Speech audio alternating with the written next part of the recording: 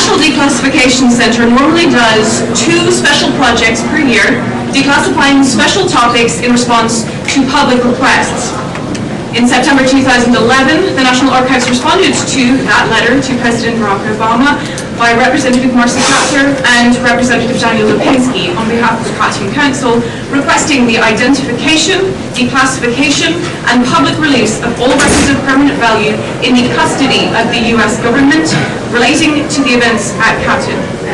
The National Archives, via the National Declassification Centre, subsequently made it this priority.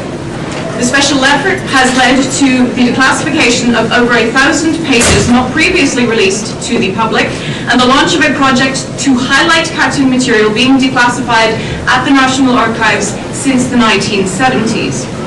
Special requests like this and other special projects, like last year's Pentagon Papers release, pose quite a challenge. Before documents complete the declassification process, only very few researchers are permitted access to the national security information that they contain. So it makes sense for the National Archives to prioritize the description of records already available to the public more highly than the description of classified material. We archivists usually know which office created the records and to which years the records pertain, but often not much else. Understanding the way the files are organized, by subject, by date, by project, is a good beginning, but being able to grasp where a particular piece of information may be stored among millions of pages can take years of searching. Before records are clearly understood, whether they are classified, declassified, or unclassified, it is frequently difficult even to know where to begin a search. The National Archives at large is working hard to create descriptions of the records that it holds in order to make them accessible to researchers. But understanding the 4 billion pages, nearly 300,000 reels of motion picture film, more than 5 million maps, charts, architectural drawings, more than 200,000 sound and video recordings, over 9 million aerial photographs, nearly 14 million still pictures, and around 7,600 computer data sets is going to take time and energy, and the process is ongoing. To target our search for classified documents pertaining to Katyn in the vast holdings of the National Archives, the NDC turned to unclassified groups of records that are well understood and described. Throughout this project, we examined more than 25 different record groups representing at least 25 separate originating offices, locating unclassified documents, photographs, and motion pictures concerning Katyn in 18 of them.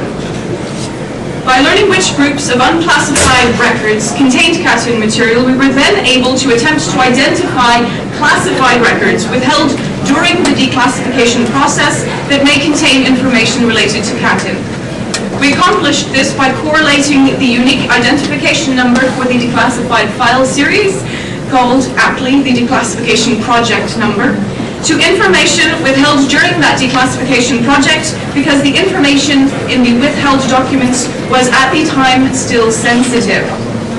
Sometimes all we had to go on was that project number, and when this occurred, we would check to see if any of the material from that project remained classified and read through as much of it was feasible to determine whether it related to Katyn. Sometimes we were luckier and found a withdrawal slip. Withdrawal slips contain targeted information about individual documents that remain classified, such as the creator and the recipient, the date, or the topic. When we encountered a withdrawal slip, especially in folders we knew contained other Katyn material, we were able to focus our search on locating only those documents most likely to be relevant to the search, therefore creating greater efficiency in our process. Some of our work was targeted by tips from colleagues. One of the data entry staff at the NDC noticed records relating to General Clayton Bissell in investigation files created by the US Air Force. Another tip took us to files compiled in Austria, where certain witnesses had resettled after World War II. These tips added to the total number of pages we knew were relevant to our project. Casting a wide net and using both of these approaches, we were able to identify more than 1,500 pages to be considered for declassification review. This review scours the documents for what we term equities, information deemed to be the purview of particular agencies or departments of the US government.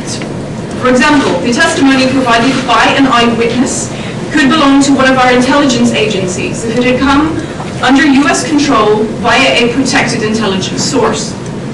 The information is then shown to that agency so that a decision can be made by them as to whether the public release of the information will continue to cause damage to national security. If damage will still occur upon release, the information is withheld and remains classified. If there is no damage to national security, if the documents are made public, they are declassified. The review process usually takes months, even years, but once all agencies agree that a document is no longer sensitive, it is released to the public. During special review, because we are prioritizing the declassification of certain information in response to a public request, we ask our equity holding agencies to move material flagged for this special project to the head of their work queues and to be especially sensitive to the strong public interest in these documents. The NDC had cooperation from declassification reviewers in many different agencies for this project, and because of that cooperation, we were able to declassify more than 1,000 unique pages of Katyn material not previously released to the public.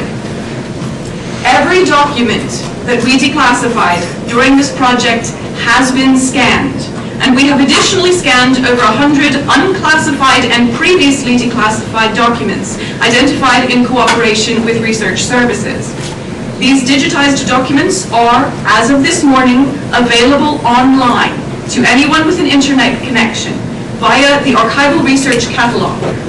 Instructions for how to access our Archival Research Catalog are printed on our posters and are available on our black and white flyers. Additionally, our project now has a web page on archives.gov, again live as of this morning, and there is a link from that web page to our declassified documents.